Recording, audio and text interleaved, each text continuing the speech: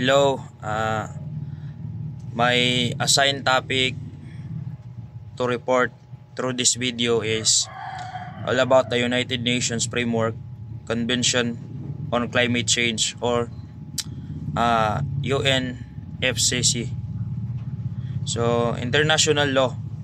We will talk about international law. Customary international law is an important source of international environmental law. So this is the one of the important source, or pinakamahalaga na source natin ng environmental law is the customary international law. So Kyoto Protocol is the most widely protocol. So ito yung pinaka-wide na protocols, yung tinatawag na Kyoto Protocol. Sabi dito, the most widely na protocol in international environmental law, which followed from the United Nations. So these practices of this international law was followed from the United Nations. So the Framework Convention on Climate Change, so ito, as what I have said, this kind of international law is most widely protocol of international environmental law, which is followed from the United Nations Framework Convention on Climate Change. So talking about climate change, so we will na-experience natin to ngayon sa panahon natin. So sa next slide, sabi dito, bodies that propose, so yung mami-mention below this, sabi na the bodies that propose, argued, agreed, and ultimately adopted existing international agreement vary according to each agreement certain conferences, including, so yung mga nandito sa baba, ito yung mga nag-propose, nag-argued, and agreed upon the ultimately adopting existing international agreement vary according to each agreement certain conferences, including 1972's United Nations Conference on the Human Environment, in 1983's World Commission on Environment and Development, 1992's United Nations Conference in Environment and Development, and 2002's World Summit on Sustainable Development have been particularly important. So lahat na na-mention during those years, this organization or this nations or conferences or environment na sinasabi dito, yan yung mga nag-propose, nag-agree sa international law or yung protocol na binasa ko kanina. And the second, multilateral environment agreement sometimes create an international organization. So ito, yung multilateral environmental agreement, minsan they are creating or they created an international organization, para bang isang org internationally or institution or body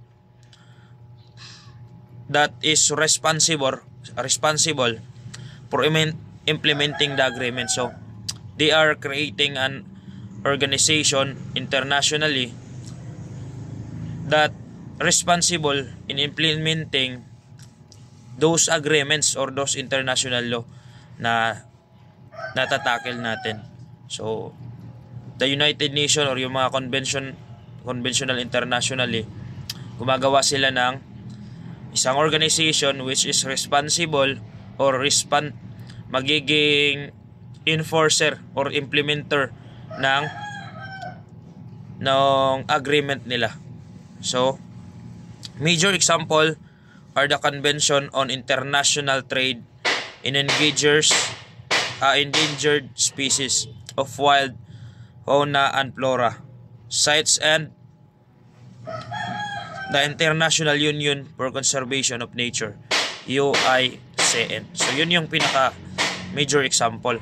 International environmental law also includes the opinions of international courts and tribunals. So isinali doon yung mga opinions ng international courts.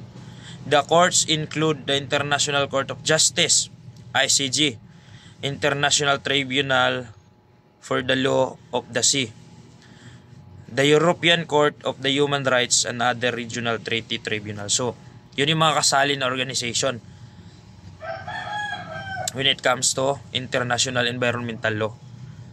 And then, in Africa naman, the major environmental issues is ito, drought and flooding.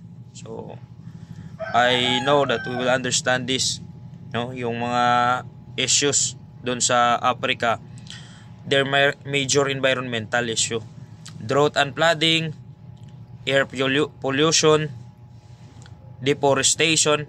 So ito nangyayari din to dito sa atin, pagkakalbo ng mga bundok, loss of biodiversity, freshwater availability, degradation of soil and vegetation, and widespread poverty, according to the International Network for Environmental Compliance and Enforcement. So, US Environmental Protection Agency is focused on growing urban and industrial pollution, water quality, electronic waste, and indoor air from cook stoves. So, ito yung focus ng US Environmental Protection Agency, yung na-mention kanina. And growing urban industrial pollution, water quality, electric waste, and indoor air from cook stove. By doing so, they intend to protect human health, particularly vulnerable populations such as children and poor. So yun yung they are trying to protect those people na ganito yung living standard, o yung mga childrens, those poor people, no? At saka yan yung mga ginagawa nila to avoid any dangers and to protect those children and may living standard na dun talaga sa pinaka poorest, no, pinaka mahirap talaga. And then in Asia naman, Asian Environmental Compliance and Enforcement Network is an agreement between 16 Asian countries. So itong Asian Environmental Compliance and Enforcement Network was an agreement between 16 countries or 16 Asian countries dedicated to improving cooperation with environmental laws in Asia. So ito yung mga countries, 16 countries, 16 Asian countries na kasali sa agreement na ito on environmental law in Asia. The first is Cambodia, next is India, next is Korea, and then including the Philippines daw tayo, dito sa Pilipinas kasali sa Asian environmental law. Sri Lanka, China, Maldives, Malaysia, Pakistan, Thailand, Laos or PDR, Indonesia, Japan, Nepal, Singapore, and Vietnam. So those 16 countries, Asian 16 countries are yung kasali ba sa agreement ng international law or Asian International Law Environmental Compliance and Enforcement Network. So yun yung mga sa Asian. In European Union naman, the European Union issues secondary legislation on environmental issues that are valid throughout the UE.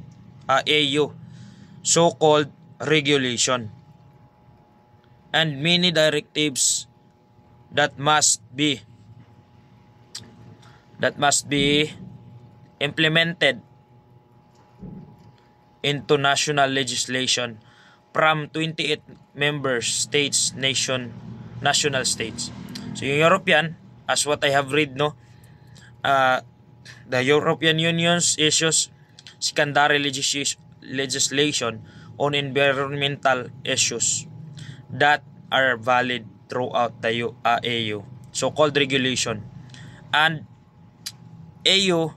when the AU legislation is rolled in Article 249 Treaty for the Functioning of the European Union.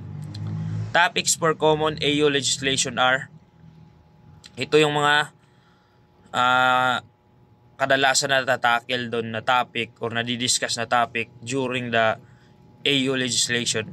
First is climate change, air pollution, water pollution and management, waste management, soil protection of nature, species and biodiversity, as well as noise pollution and cooperation for the environment with third countries other than AU members state, civil protection.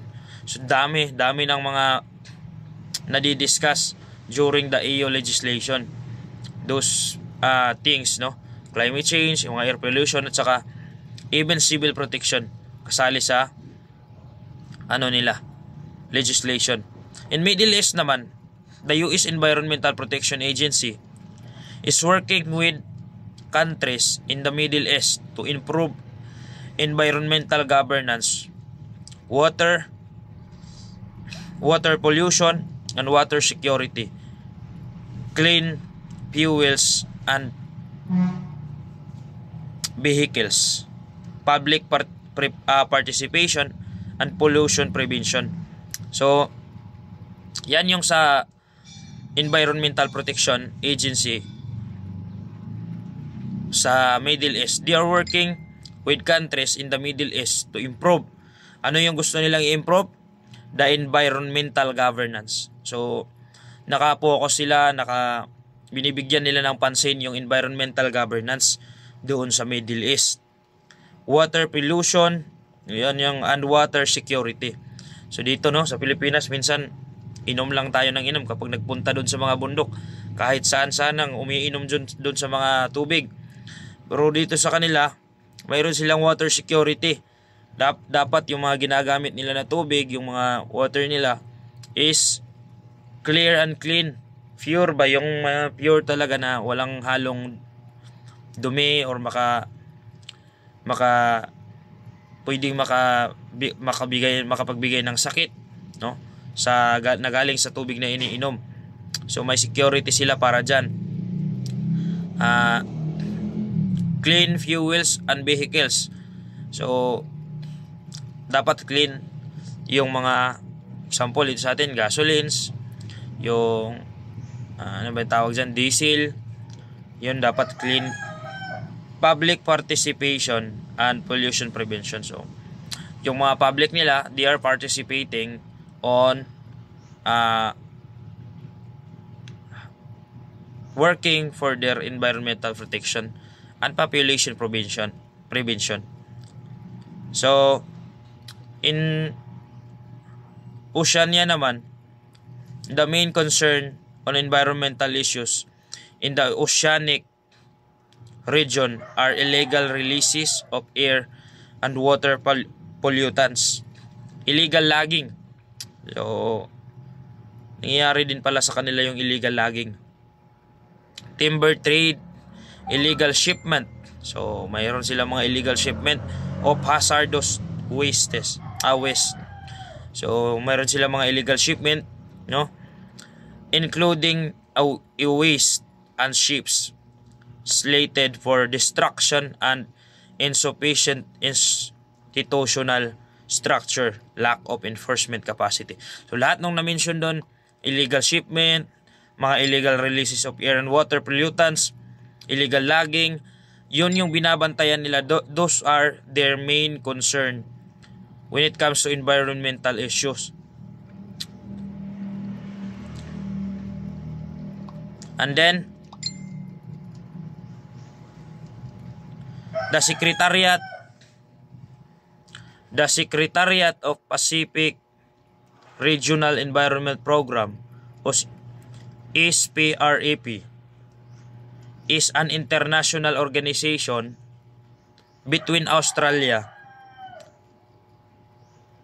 the Cook Islands, FMS, Fiji, France, Kiribati, Marshall Islands, Nauru, New Zealand, Nui Palau, PNG, Samoa, Solomon Islands, Tonga, Tuvalu, USA, and Vanuatu. So that is the international organization between those countries when it comes to the Secretariat of Pacific Regional Environment Program. So yun yung mga kasali ng mga countries I have mentioned. So yun lang. That was all my assigned topic for only page 158 to 160. So thank you so much for watching this video. It seems like I am just reading my PPT. So thank you so much, Sir Jid Maturan, and thank you once again. God bless.